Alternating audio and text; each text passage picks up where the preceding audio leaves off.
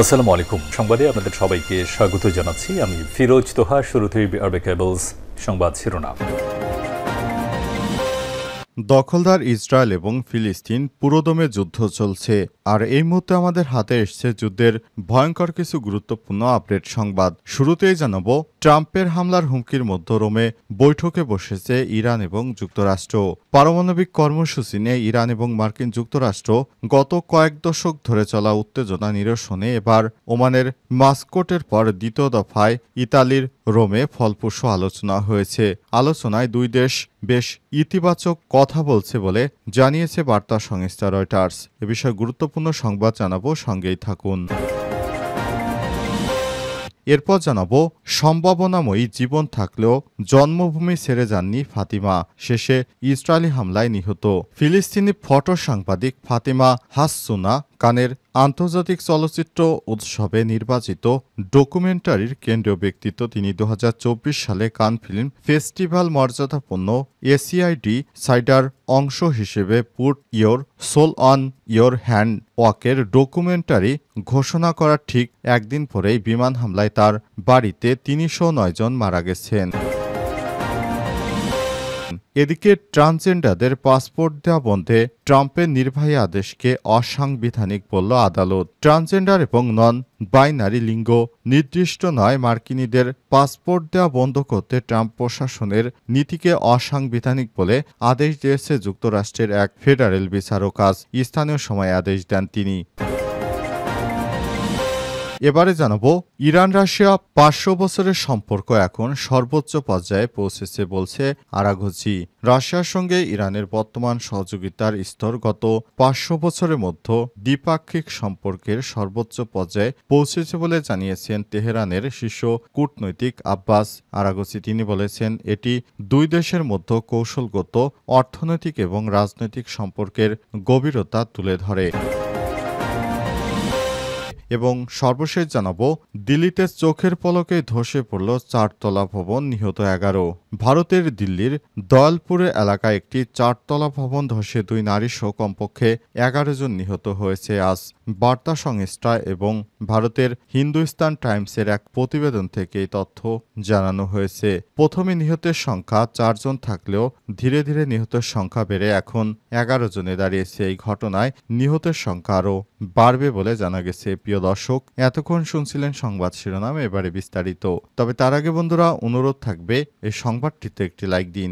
এই চ্যানেলে আপনি নতুন হয়ে থাকলে আমাদের সংবাদটি দেখতে দেখতে চ্যানেলটি সাবস্ক্রাইব করে রাখুন। কমেন্ট করে বন্ধুরা আপনার মূল্যবান মতামত জানিয়ে দিন আপনি বিশ্বের কোন দেশ থেকে বা বাংলাদেশের কোন স্থান থেকে আমাদের সংবাদটি দেখছেন এবং শুনছেন। আর বন্ধুরা, এই সংবাদটি আপনার সোশ্যাল মিডিয়া ফেসবুকে বন্ধুদের মাঝেও শেয়ার করে দিন, যাতে করে তারা আমাদের এই আপডেট সংবাদ জানতে পারে। আর গাজা যুদ্ধে আপনি যদি নিরীহ ফিলিস্তিনিদের ভালোবেসে থাকেন, কমেন্টে ইয়েস লিখে বিশ্ববাসীকে জানিয়ে দিন। এবারে বিস্তারিত। ট্রাম্পের হামলার মধ্যে রোমে বৈঠক করেছে ইরান এবং যুক্তরাষ্ট্র। পারমাণবিক কর্মসূচি নিয়ে ইরান এবং যুক্তরাষ্ট্রের মধ্যে গত 1 দশক ধরে চলা উত্তেজনা নিরসনে এবার ইতালি রোমে বৈঠকে বসেছে ওয়াশিংটন এবং তেহরান। আজ এই বৈঠক অনুষ্ঠিত হয়েছে। কূটনৈতিক পর্যায়ে বৈঠক ব্যর্থ হলে ইরানে হামলা চালানো হবে বলে হুমকি দিয়েছেন ডোনাল্ড ট্রাম্প, খবর রয়টার্সের। এর আগে গত সপ্তাহে ওমানের রাজধানী মাস্কাটে পারমাণবিক কর্মসূচি নিয়ে বৈঠক করেছে ইরান যুক্তরাষ্ট্রের প্রতিনিধি দল। এতে নেতৃত্বে ছিলেন পররাষ্ট্রমন্ত্রী আব্বাস আরাঘচি এবং যুক্তরাষ্ট্রের নেতৃত্বে ছিলেন মধ্যপ্রাচ্য বিষয়ক ট্রাম্পের প্রতিনিধি স্টিভ উইটকফ। প্রথম ধাপের বৈঠক শেষে উভয় পক্ষই এই গঠনমূলক আলোচনার পক্ষে একত্রতা জানায়। তবে আজকের বৈঠক শেষে জানা গিয়েছে, পারমাণবিক কর্মসূচি নিয়ে দুই দেশই চুক্তিতে কিছুটা একমত হয়েছে। যুক্তরাষ্ট্র এবং ইরান তারা পরস্পরের মতামতকে শ্রদ্ধা জানিয়ে তারা একে অপরের সঙ্গে আলোচনায় কিছুটা সম্মত হয়েছে। তবে ইসরায়েলের পক্ষ থেকে বলা হচ্ছে, আমরা কখনোই ইরানকে বিশ্বাস করি না। তারা পারমাণবিক কর্মসূচিতে গোপনে বোমা তৈরি করতে পারে, তাই তারা ইরানে হামলা করার জন্য যুক্তরাষ্ট্রের অনুমোদন চায়। যুক্তরাষ্ট্রের অনুমতি পেলে তারা ইরানের পারমাণবিক কর্মসূচিতে হামলা চালাবে, এমন ঘোষণা দিয়েছে ইহুদিবাদী ইসরায়েল। তারা বলছে, আমরা যুক্তরাষ্ট্র থেকে সামান্যতম গ্রিন সংকেত পেলেই আমরা ইরানের পারমাণবিক কর্মসূচিতে হামলা করব, যাতে করে ইরান তার পারমাণবিক কর্মসূচির আরও ডিলে হয়ে যায়। অর্থাৎ এখন বোমা বানাতে যদি 1 বছর লাগে, আগামী দিনে তাদের হামলার ফলে এই বোমা বানাতে ইরানের সময় এবং খরচ উভয় বেড়ে যাবে। এ কারণে ধ্বংস করতে দখলদার ইসরায়েল উঠে পড়ে লেগেছে। তারা সরাসরি যুক্তরাষ্ট্রের সঙ্গে সহযোগিতায় ইরানে হামলা চালাতে চায়, এমনটাই জানিয়েছে বার্তা সংস্থা রয়টার্স। সম্ভাবনাময় জীবন থাকলেও জন্মভূমি ছাড়েননি ফাতিমা, শেষে ইসরায়েলি হামলায় নিহত ফিলিস্তিনি ফটো সাংবাদিক ফাতিমা হাসসুনা। কানের আন্তর্জাতিক চলচ্চিত্র উৎসবে নির্বাচিত ডকুমেন্টারির কেন্দ্রীয় ব্যক্তিত্ব তিনি। 2024 সালে কান ফিল্ম ফেস্টিভ্যালে মর্যাদাপূর্ণ এসিআইডি সাইডার অংশ হিসেবে put your soul in war hand and ওয়াকের ডকুমেন্টারি ঘোষণার ঠিক একদিন পরে হামলা হয় তার বাড়িতে।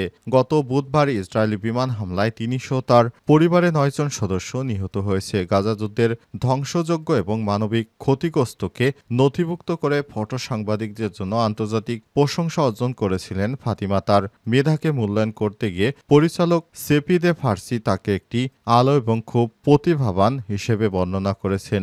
ডকুমেন্টারি তৈরি করা হয়েছে তিনি ফার্সির মধ্যে ভিডিও কথোপকথনের মাধ্যমে স্বদেশ পতনের দিকে ধাবিত হলেও আশাকে আঁকড়ে ধরে রাখা এক যুবতী মহিলার অন্তরঙ্গ চিত্রাঙ্কনে বিষয়কে এতে তুলে ধরা হয়েছে। ফাতিমার বিষয়ে ফার্সি আউটলেটে বলা হয়েছে, তিনি অর্থাৎ ফাতিমা বলেছিলেন, আমি কান আসব, কিন্তু আমাকে গাজায় ফিরে যেতে হবে। আমি গাজা ছেড়ে যেতে চাই না।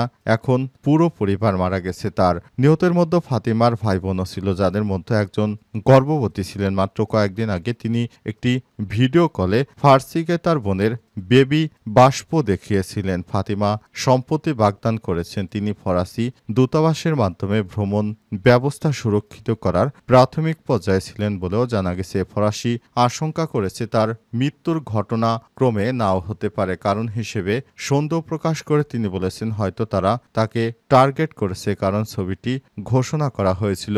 এ বিষয়ে ইসরায়েলি সামরিক বাহিনী বলেছে, হামাস অফিসের উপস্থিতির কারণে বাড়িটিকে লক্ষ্যবস্তু করা হয়েছে। তবে দাবিটি দৃঢ়ভাবে প্রত্যাখ্যান করেছে চলচ্চিত্রের পরিচালক।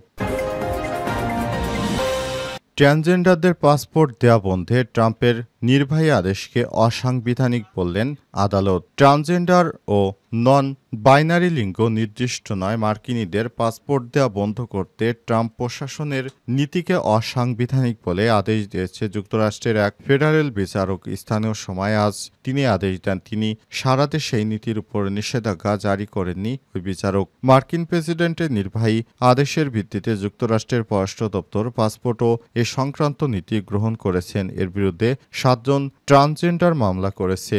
বোস্টনের ডিস্ট্রিক্ট বিচারক জুলিয়া কোবিন এই নীতির উপর প্রাথমিক আদেশ জারি করেছেন। এর ফলে মামলায় 7 জন বাদীর মধ্যে 6 জনের উপর এই নীতি প্রয়োগ করা যাবে না। কোবিন বলেছেন, এই পররাষ্ট্র নীতি ও ডোনাল্ড ট্রাম্পের স্বাক্ষরিত সংশ্লিষ্ট নির্বাহী আদেশ লিঙ্গের ভিত্তিতে বৈষম্য তৈরি করে। এটি ট্রান্সজেন্ডার মার্কিনীদের প্রতি বিদ্বেষ থেকে উৎসারিত, যা যুক্তরাষ্ট্রের সাংবিধানিক 5ম সংশোধনীতে রক্ষিত সমান সুরক্ষার নীতিমালা লঙ্ঘন। 6 জন বাদীর লিঙ্গ পরিচয় পাসপোর্টে পার অনুমতি দিতে পররাষ্ট্র দপ্তরকে নির্দেশ দিয়েছে কোবিক। যদিও তিনি বলেছেন, মামলার বাদীরা দেখাতে পারেননি কেন পুরো দেশ এই নীতির উপর নিষেধাজ্ঞা দেওয়া উচিত। ইরান রাশিয়া 500 বছরের সম্পর্ক এখন সর্বোচ্চ পর্যায়ে রয়েছে বললেন ইরানের পররাষ্ট্রমন্ত্রী আব্বাস আরাগচি।